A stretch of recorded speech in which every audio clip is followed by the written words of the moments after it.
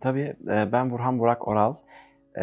İzmir'de yaşıyorum. Yaşar Üniversitesi'nde yazılım mühendisliği bölümünü bitirdim. Ardından şu anda yüksek lisansımın tez dönemindeyim. Onu da bitirmek üzereyim. Kendim yapay zeka üzerine çalışıyorum ve yapay zeka projeleri üretmeye çalışıyorum. Virtual News şirketimizi kurduğumuz ilk projemiz Virtual Eyes projesiydi. Bu yapay zeka modelleriyle bir görme engelliyi asiste etmeyi hedefleyen bir cihaz projesiydi. Bunun yanı sıra da farklı yapay zeka projeleri ve yazılım projeleri yapmaya devam ediyoruz.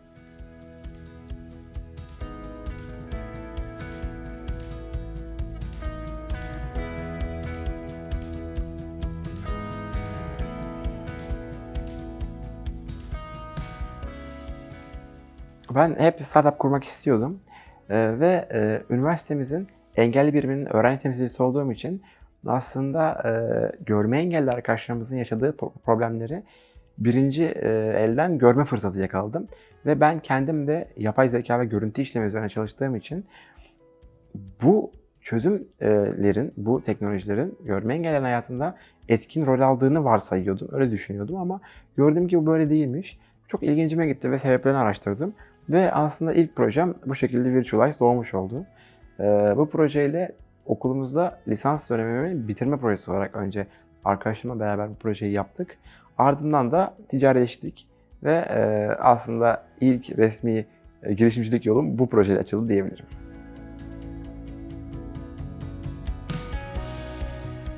Aslında biraz daha detaylı anlatayım bu yolu.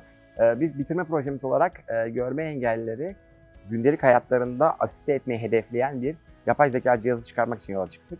Bunun ilk prototipini, ilk POC'sini bitirme projemiz kapsamında yaptık. Ardından da Türkiye Bilişim Derneği özel ödülünü almaya hak kazandık bitirme projeleri yarışması aracılığıyla. Ve bundan sonra aslında yolumuz biraz daha ciddileşmeye başladı. Biz bu ödülü aldıktan sonra hem oradan aldığımız geri dönütler çok güzeldi. Oradan okulumuz aracılığıyla aynı zamanda birkaç yerel gazeteye çıktık. Ve ondan sonra orada da ticaret odasındaki yetkililer bizimle toplantılar yapıp projenin detaylarını öğrenmek istediler. Çok olumlu tepkiler aldık. Ardından da bizim okulumuzda da teknoloji BTTO ofisi olarak Bilişim ve Teknoloji Ofisi, girişimcilik ofisi aynı zamanda projemizi çok beğendi ve bu projemiz hakkında devam etmemiz gerektiği konusunda bizi çok hep motive etti.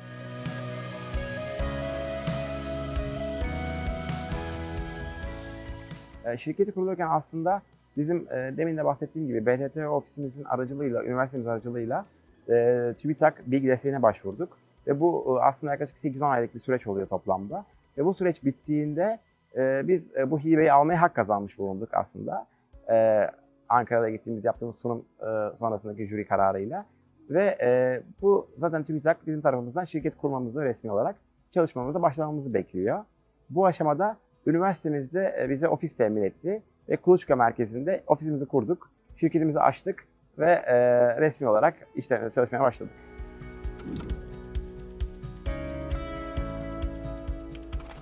Şirketi kurarken biz üniversitemizin teknoloji ofisi aracılığıyla TÜBİTAK'a başvurduk ve TÜBİTAK'tan bilgi desteğini almaya hak kazandığımızda şirketimizi kurduk ve aslında bir hibe aldıktan sonra resmileşip bu projeye devam etmiş olduk.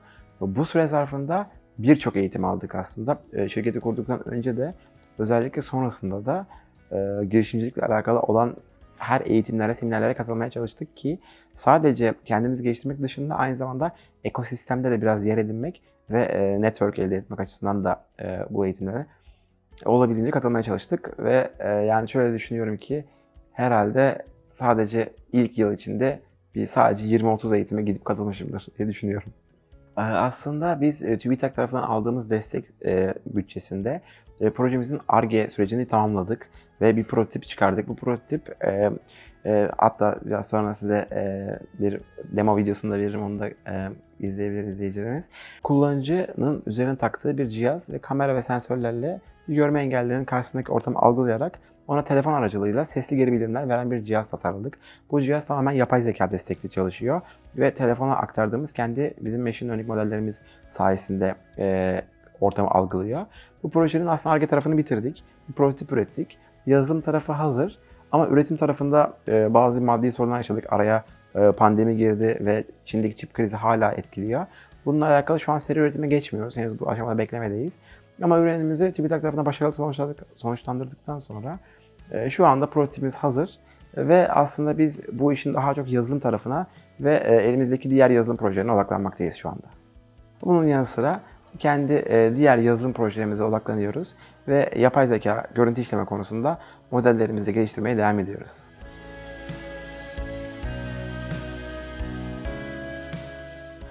Bir engelli olarak tabii çalışma hayatına girdiğimizde bazı zorluklarla karşılaşıyoruz. Ben sadece fiziksel engelliyim ve benim aslında erişilebilirlik problemlerimin çoğu sadece bir bölgeye erişmek, oraya gitmek veya bana uygun bir çalışma ortamı sağlamakla sınırlı kalıyor. Başka birçok problem yaşamıyorum ben. Tabii farklı problemler yaşayan engel türleri de var. Bildiğim bazı engelli arkadaşlarım da var. Ama benim tarafımda ben zaten üniversitemizdeydi ofisimiz ve üniversitemiz tamamen engelliye uygun ve engelli dostu, erişilebilir bayrağı almış bir üniversite. Ve ofisimizin de burada olması bize çok büyük katkı sağladı.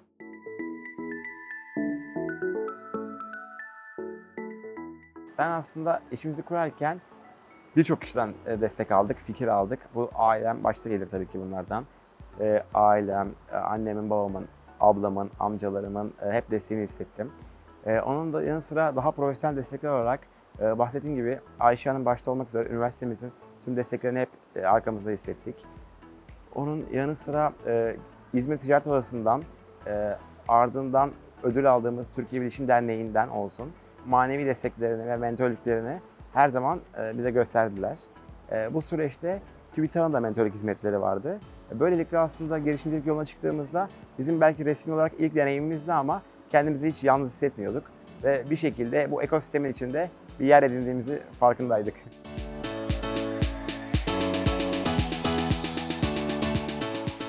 Aslında bu yola çıktığımda hayal kırıklığına uğradığım pek bir şey olmadı. Çünkü ben zaten beklentilerimi bu zorluklara göre aslında kararlamıştım ve bunun farkındaydım.